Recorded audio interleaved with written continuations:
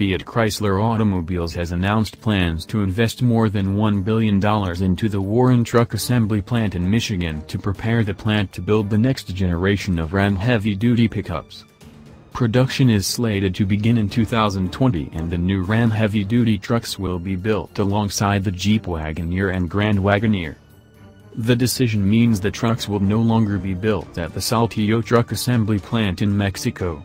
Instead, that facility will be repurposed to build future commercial vehicles for global distribution. The move is expected to create 2,500 new jobs at the Warren facility, and the company says the decision solidifies the United States as the global manufacturing hub for Ram products.